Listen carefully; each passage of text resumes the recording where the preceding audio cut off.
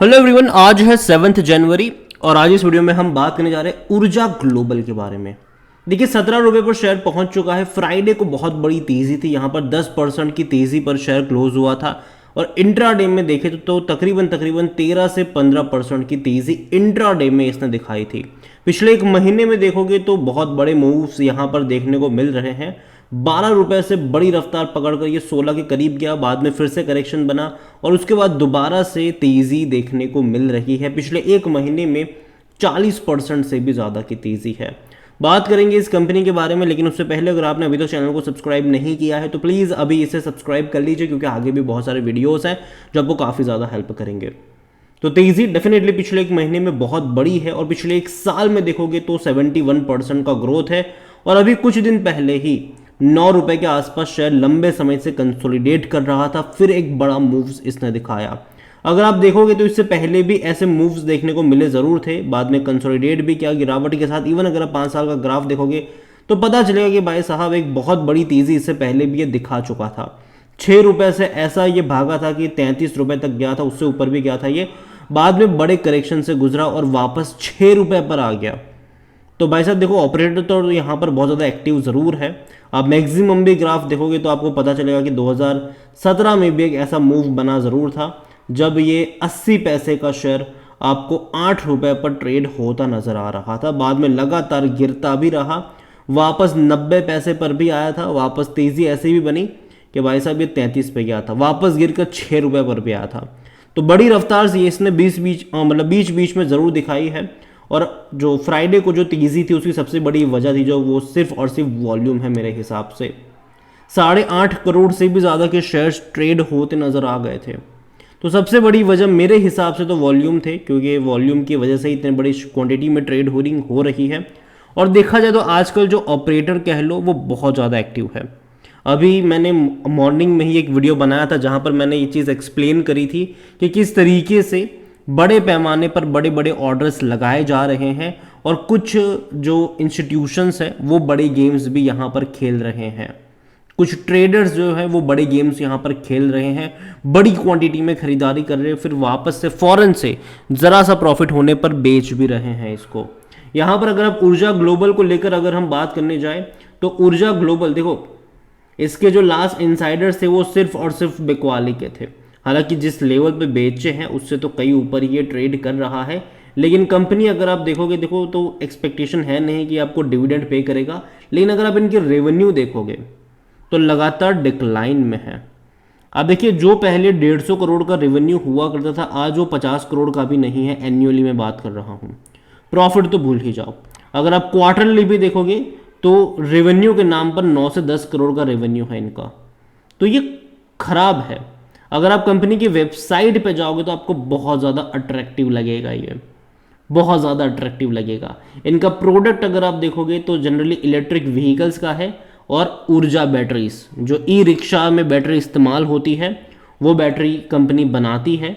और 2 व्हीलर्स में देखोगे तो भैया इन्होंने टू व्हीलर्स भी निकाले हैं, लेकिन बिक्री कितनी हो रही है ये एक बड़ा क्वेश्चन है यहाँ पर।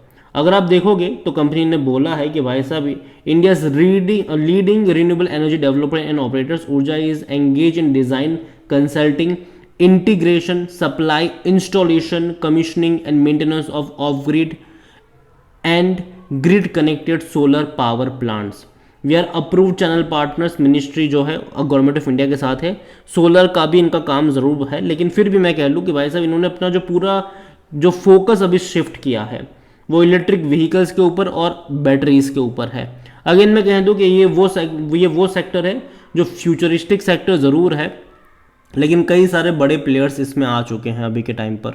चाहे वो 2 व्हीलर्स की बात करें ईवी में, या फिर भैया बैटरीज की भी आप बात क्यों ना करो, बहुत सारे प्लेयर एंट्री कर रहे हैं। टाटा खुद एंट्री कर रहा है एक बहुत बड़े कैपेक्स के साथ यहाँ पर। तो ये चीज़ें भी ज़रूर है, और भी कई बड़े प्लेयर्स यहाँ पर हैं जो डेफिनेटली बड़े इन्वेस्टमेंट के साथ यहाँ पर आ रहे हैं। अगर आप ऊर्जा ग्लोबल को लेकर अगर मैं इनके वैल्यूएशन को देखूँ तो भाई साहब देखो, पहले चीज़ इसका पी रेशियो 380 का पी रेशियो है इसका। सेक्टर पी 54 का है। देखने में लगता है कि शेयर सस्ता, मतलब 17 रुपये सस्ता है, लेकिन एक्चुअली में देखा जाए तो ये सस्ता नहीं है। वैल्यूएशन के हिसाब से ये सस्ता नहीं है।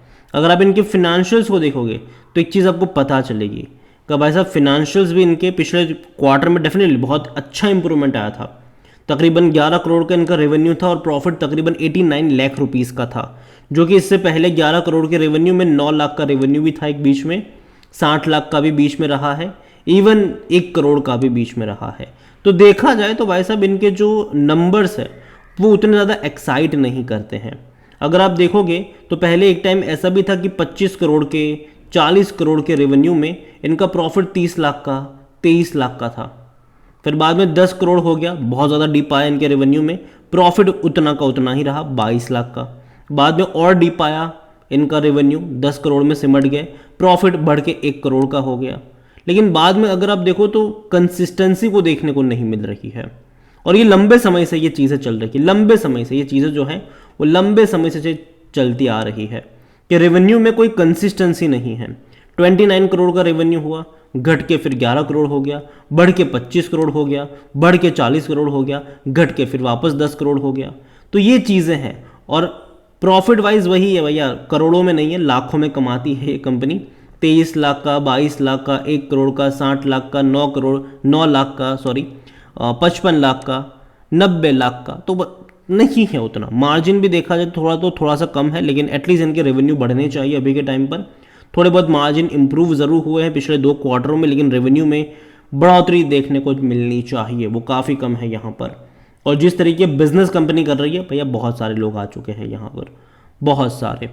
और जहाँ तक बात करें शेयर होल्डिंग को लेकर, तो प्रमोटर के पास 22.56% की होल्डिंग है, और देखा जाए तो प्रमोटर लगातार बेच रहा है यहाँ पर।